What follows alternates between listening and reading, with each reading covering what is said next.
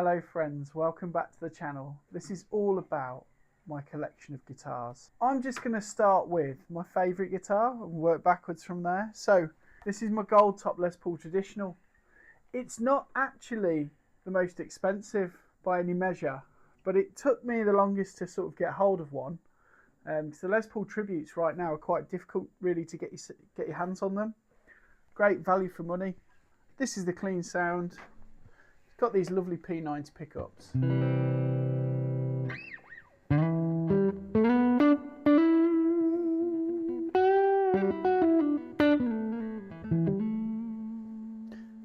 It's got the most fantastic sustain. If I put it in the middle, and then on the bridge,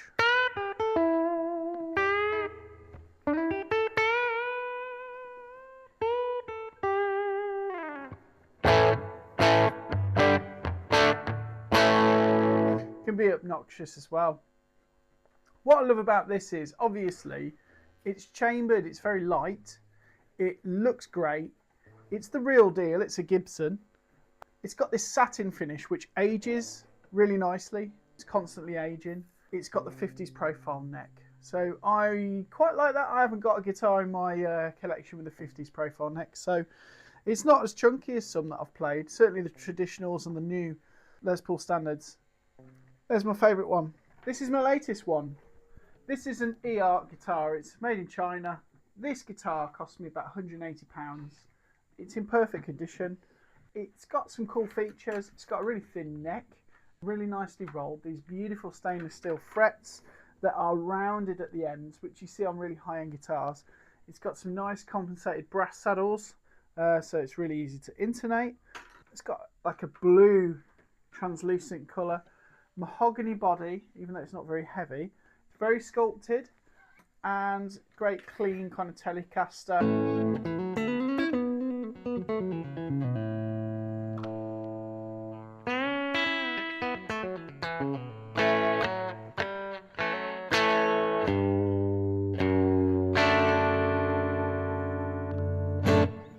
Cool. I've got some pickups that I'm going to put into this and upgrade it because I feel that it would benefit from a little bit more punch. But here it is. I'm going to use it for a gig. The role of this guitar really is if I'm doing a gig in an area that's possibly not as safe at night, I'll take this and I could do pretty much everything I need to do with it. Also good if I need alternate tunings. This guitar is the one that chose the Wizard. This is my Les Paul from 2007. It's a Les Paul standard, very lightweight, again been chambered, lighter than my Strat to be fair.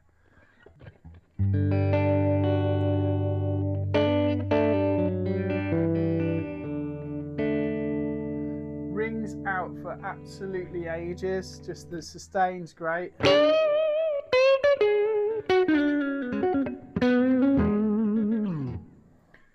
I sold my old Marshall JMP to buy this, but I really love it. I actually sold that amp to buy a different guitar, and then when I tried it out, it wasn't as good as some of the others, so I bought another guitar.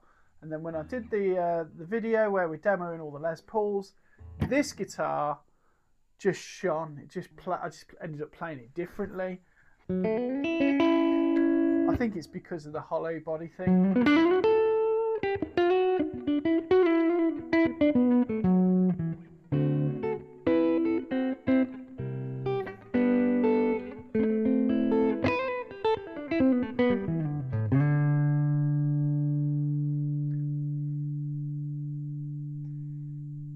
Such an easy guitar to play. It's taken a bit getting used to because I'm used to Strats, but I love it. This guitar is technically my wife's. She bought this guitar as a £100 Squire with a view to customise it. She's very arty and creative. What we did with this was we rewired it, we made it a string through guitar because we like the way that works. It's got the old Fender headstock, which is interesting. It was a bit of an experiment to see if people would judge it for being a Squire differently to if it was a Fender, and you'll be quite interested, and you'll probably realise that, you know, if it says Fender, people say, oh, that sounds great, And if it says Squier, people say, that sounds great. I can't believe you're getting that great sound out of a Squier. So, you know, it's one of them. We put a P90 on it. P90s are my favourite sounding pickups.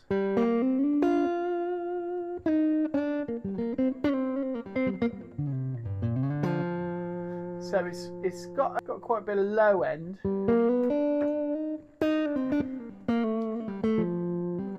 If I put it on the bridge, it's got a really high output humbucker.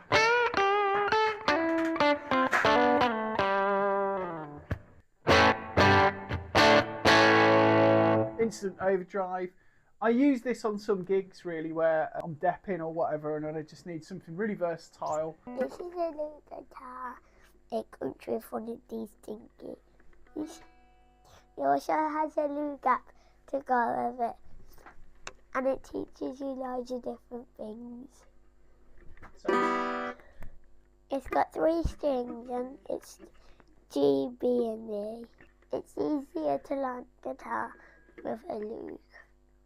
this is my PRS Hollowbody 2. I've waited so long for these to come along. So the love for these guitars started a long time ago, around about 2008, where I first played one, and then PRS brought out the SE version of their Hollowbody guitars. They made them slightly bigger, but I think they're better for it.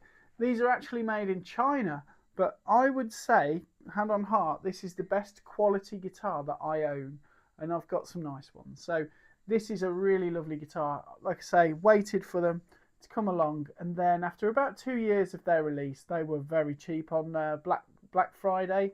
Andertons and Guitar were selling them. I think in the end I got this from Guitar, but listen to this guitar, it's just...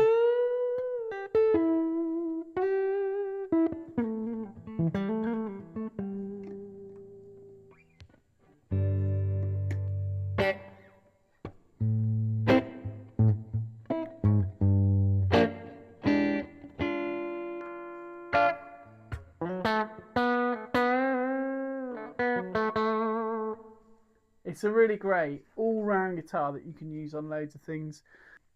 Hollowbody 2 thing with it is it's got 2 pieces of flame maple. I would imagine they're kind of veneery given the price point that it's at. But then when I look back through the guitar, I can see the flame actually through the holes, which indicates that it is a real kind of piece of wood there. Uses these 57 replica PRS pickups. So I have upgraded this guitar and put locking tuners on, because the locking tuners just complete this guitar really. It's a serious gigging tool. I've toured it a lot. One of my favourites really, up there with the rest. I would not part with this guitar. This guitar is my PRS McCarty. This is from 2000. This is a really lovely guitar. It has the moon inlays. It's had a crown on it, a fret crown.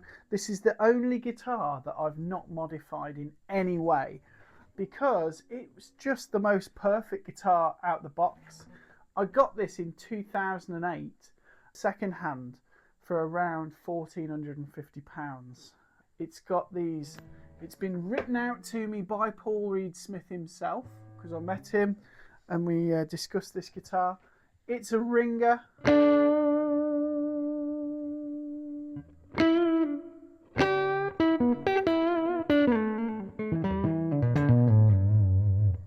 Now, it also has the coil tap on.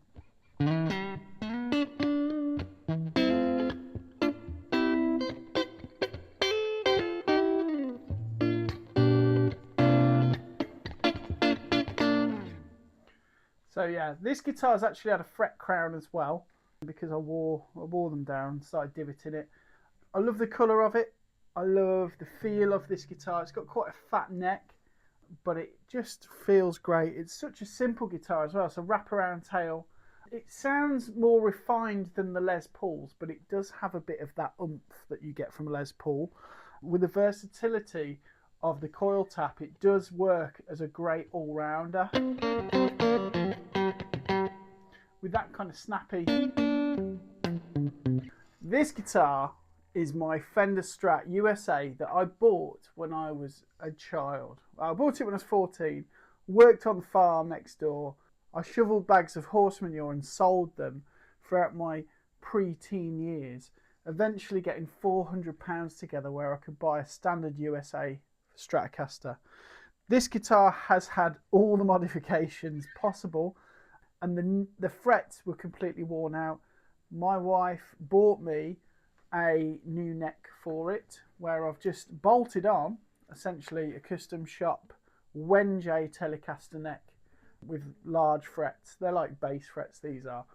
It's got Texas special pickups except for this quarter pounder in the bridge. So it's kind of got loads of different things. It's got the gold vibe on it. I've set the trem out to still float. It's a bit of a joy to own, this guitar. It's really got a nice vibe.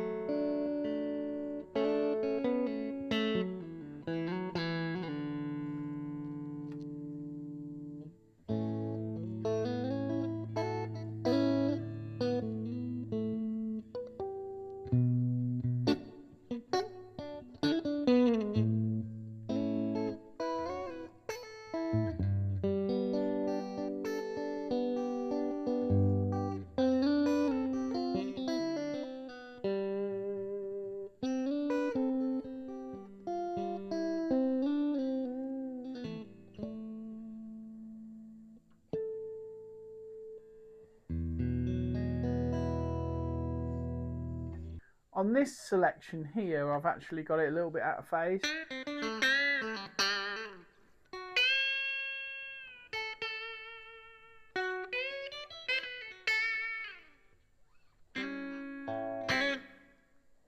And on the bridge, it's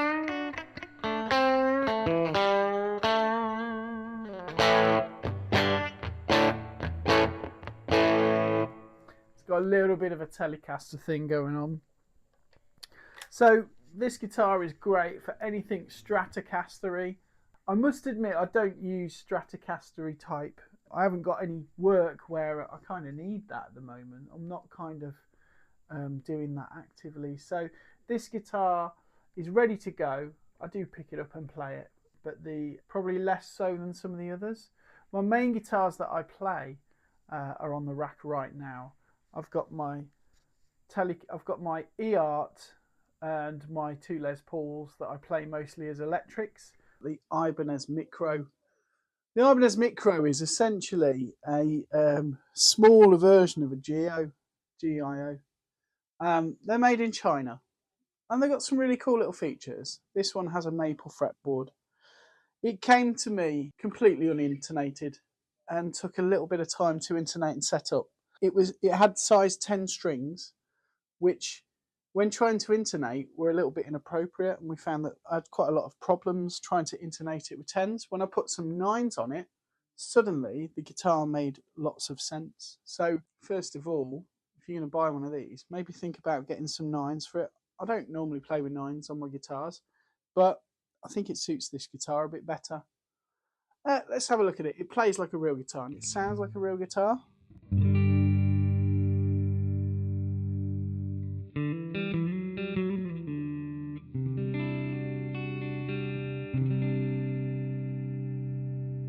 With a little bit of gain.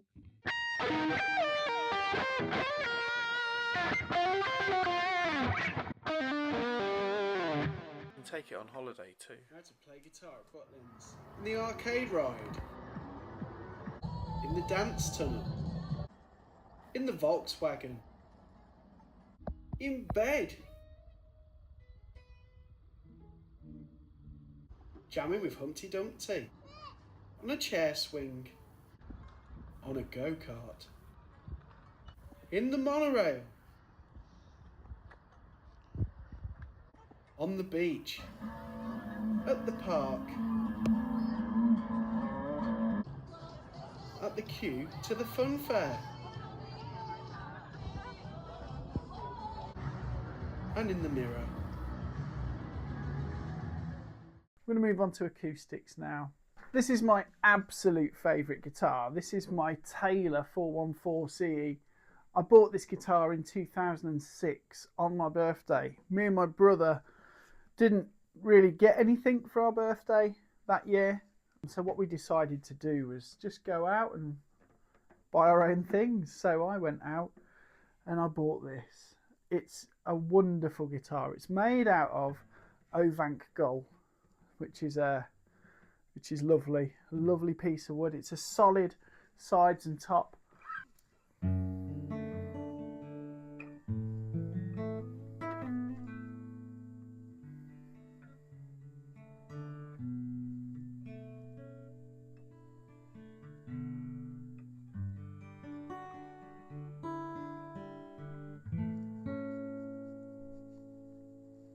It has the expression system as well.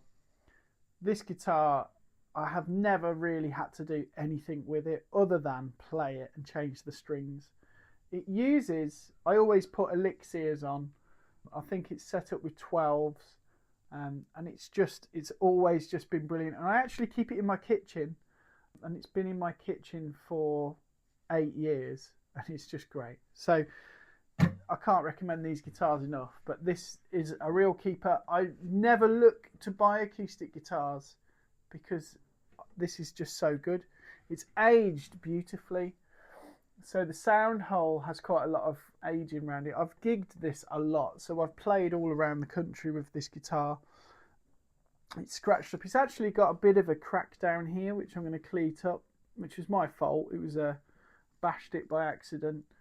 And it's aged beautifully, so it's gone darker. The nut here's gone brown. It used to be white when I bought it. So things on it have just aged, but it's just a stunning guitar, really. Lastly, this is my Breedlove Passport series, and it's a nylon guitar. So Breedlove makes some absolutely wonderful guitars. This guitar is solid as well. It's made of Ovank gold, just like the Tele. It really complements the Tele in the way it sounds. It has a volute on the back. It's just lovely shape. Same top as well, that spruce top. Really lovely guitar.